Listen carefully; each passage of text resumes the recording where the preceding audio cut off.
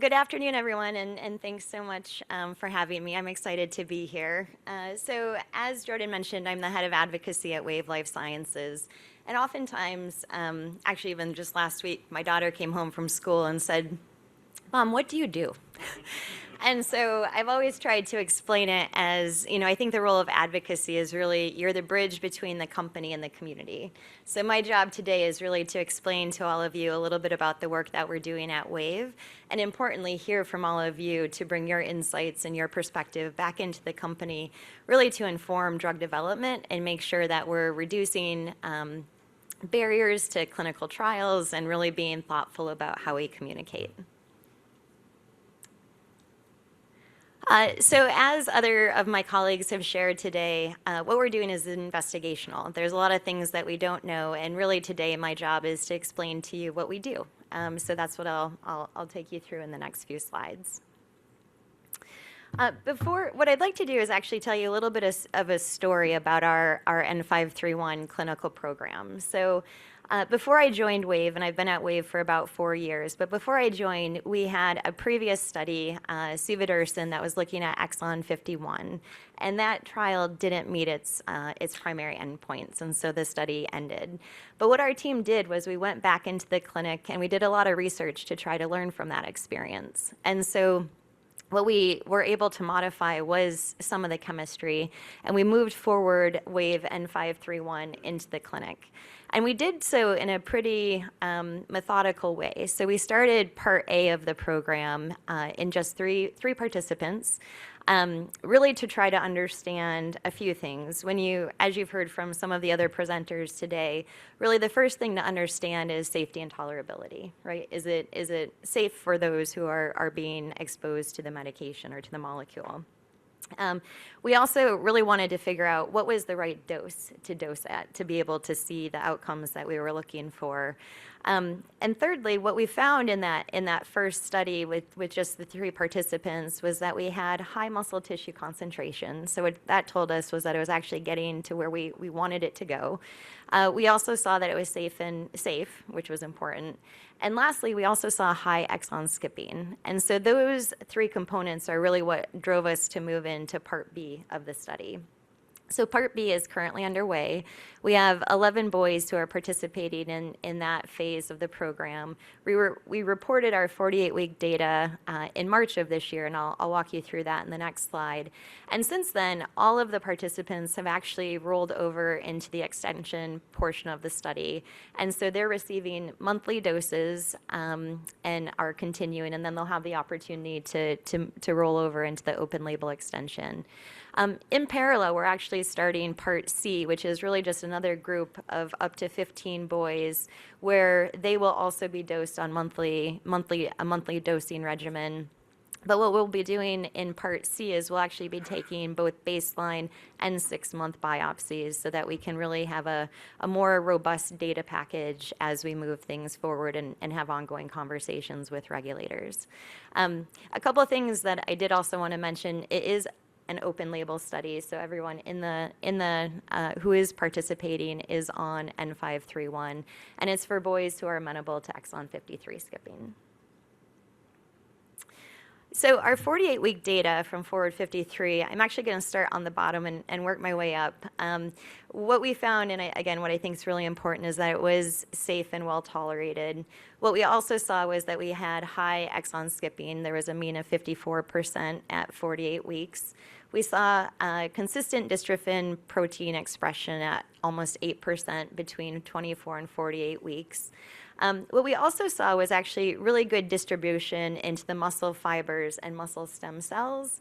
And so what that means is that we also saw reductions in muscle fibrosis and CK, really good decreases in inflammation and scarring. And what I'll show you a few pictures of are we saw a transition really from regenerative to mature muscle health. And then lastly, from a functional outcome perspective, as my colleague from Avidity was speaking to, we did see a statistically significant improvement in time to rise, and then positive trends in some of the other functional outcome measurements.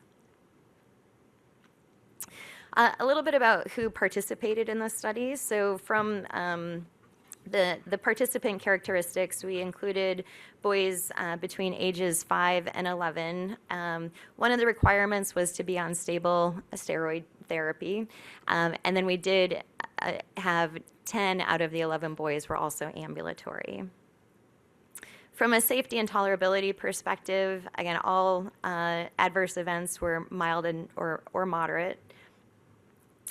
And I did want to take a minute. I know other speakers have touched upon this, but really just wanted to take a minute to talk about the importance of dystrophin and the role in muscle health. So the top portion of this slide really talks about healthy muscle and how dystrophin is important in stabilizing and repairing muscle fibers. So you have your stem cell pool, it's activated and generates new muscle fiber. In an individual with Duchenne, the stem cells are impaired and cannot replenish, and so that leads to fat and scar tissue and low muscle repair and a lack of regeneration. And so what we also saw in the Forward 53 study at 48 weeks was this reduction in scar tissue and an improvement in really how the tissue was organized and uniformity. And so what you can see is there was a decrease in the fibrotic muscle. And then in the picture itself, you can see a picture of, so there's two participants, and they each have a picture at 24 weeks and then again at 48 weeks. So at the 6-month time point and then at 12 months. And so you can really see the distinct differences between really the health of the muscle and again, how they're organized in the slide. We saw reductions in CK compared to baseline and also as compared to the natural history. And then as I mentioned before, when we were looking at the functional outcomes, we did see a statistically significant difference, again, compared to natural history in time to rise, and then also positive trends in NSAA and handheld myometry. So in summary, N531 is really, I think we're hopeful that it continues to demonstrate a differentiated profile. We've seen consistent dystrophin, evidence of the ability to reach muscle stem cells, the monthly dosing, again, that all participants have since transitioned to, favorable safety, potential continued positive trends in functional outcomes and benefits. And in our preclinical data, what I hadn't mentioned before is we did see improvements in the ability to reach the heart and diaphragm. So over time, we hope to be able to measure those in future stages of our development program. Next steps, again, Forward 53, all boys are continuing to receive the monthly doses and will have the opportunity to enroll into the open label extension. We are expanding and kicking off enrollment in Part C of the study. And then we are hopeful to submit for accelerated approval next year and also launch our global confirmatory trial in phase 3. So with that, I'd love to just say thank you to all of you for your time and attention today. Thank you to the clinicians who participated and have supported WAVE throughout our time within the DMD community, and especially in working on this program. And thank you from me and from all of my colleagues back at the office at WAVE.